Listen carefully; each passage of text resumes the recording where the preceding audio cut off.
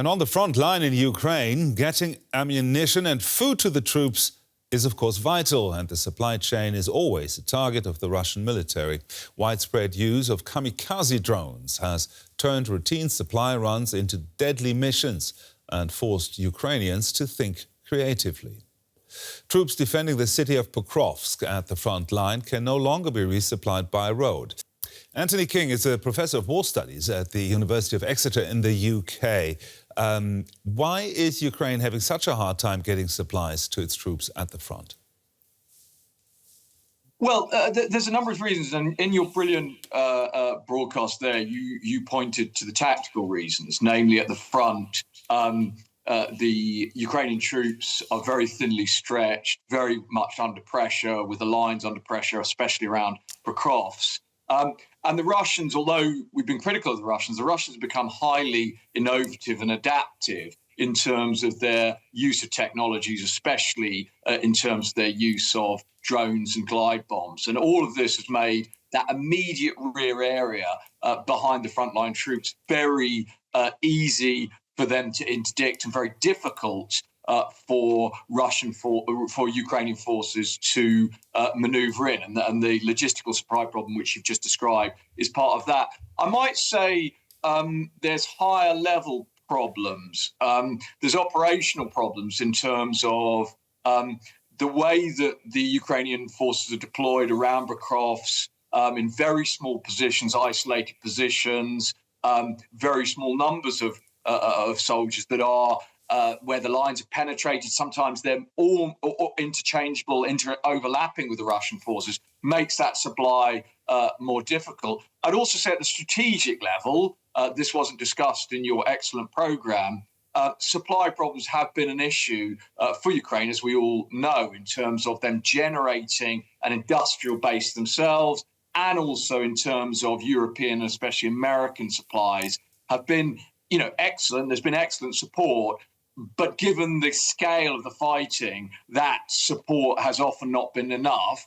And of course, there was a period in the summer in July where President Trump stopped certain forms of military hardware being supplied to the Ukrainians. So there are tactical, operational and strategic issues in terms of the logistics supply, which is stressing and undermining the Ukrainian war effort for sure.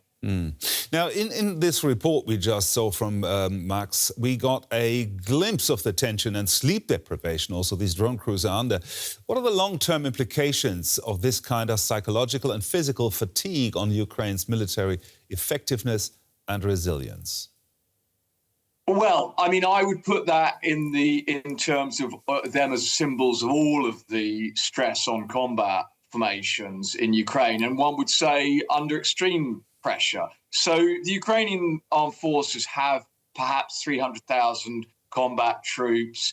It's probably a lot less, in fact, at the front line. And they're fighting against a force of somewhere between 400 and 600,000, probably nearer 600,000. So they're outnumbered in those defensive positions 2-1. So the pressure on them is enormous and has been enormous for over 3 years, 3.5 years. Soldiers are rotated out, drone operators are rotated out, but there is a limit in terms of the personnel that they have. So the pressures on them are enormous, and specialist roles like drone operators are particularly under pressure. Now, in fact, your broadcast showed drone supply operators. The pressures on first-person view attack drone pilots will be even more intense at the front line itself. So, yeah, absolutely. There's intense pressure on them. There's intense pressure on Ukrainian armed forces. Anthony King there from the University of Exeter in the UK. Thank you very much for sharing your expertise with us. It's a pleasure. Marina Miron is a military expert at King's College London. She joins me from Munich. Marina, why is it so difficult for Ukraine to supply its troops at the front lines? Good morning, Nicole. Well, what we have to understand here, that logistics are forming the backbone of military operations. So it is essential for both sides, not just for the Ukrainian troops, to get artillery shells to the front, medical supplies, food, fuel, and so on and so forth. Also spare parts for different weapons equipment. And of course, the other side will try to choke off logistical nodes, to take control of highways, such as in the case of Pokrovsk. What we're seeing is that the Russians are trying to control or even controlling the highway going from Pokrovsk to Kramatorsk using drones. So they're not physically controlling it, but they are preventing supplies from reaching the Ukrainian troops in Pokrovsk. And without supplies, it's very difficult to hold your ground. So, or even evacuate casualties, Kazavac or medical evacuations are very difficult. Plus, Ukraine has a variety of Western equipment, meaning that they need additional supply lines for every type of equipment, making things even more difficult for the Ukrainian side. Mm-hmm. In what other ways is Russia adapting its tactics to capitalize on Ukraine's supply chain issues?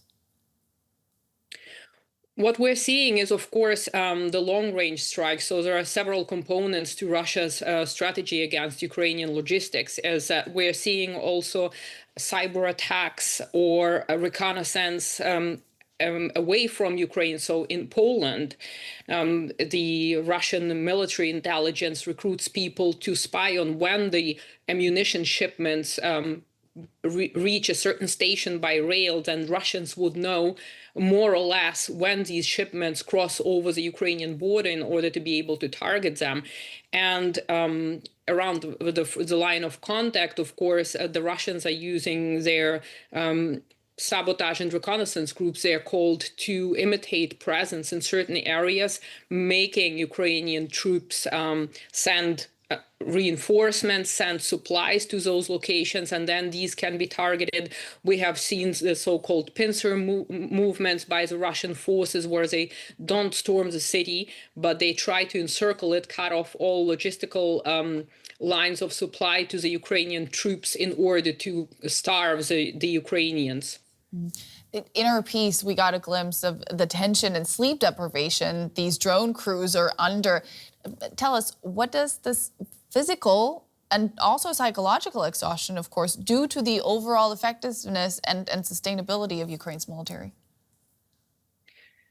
It's a problematic issue because the troops in Ukraine are not rotated. So those who started fighting in 2022, some of them or portions of them have complained that they need rest. And normally, if you look at Western militaries, for instance, the United States rotates troops every 6 months. So they're 6 months in the combat zone, then they come back home to rest.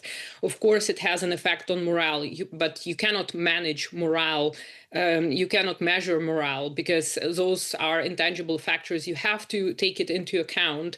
And of course, exhaustion, sleep deprivation leads to all sorts of psychological problems, as well as in intra-unit cohesion and operational effectiveness. So it is a serious problem, but the problem is that in such conditions, it's very difficult to remedy it.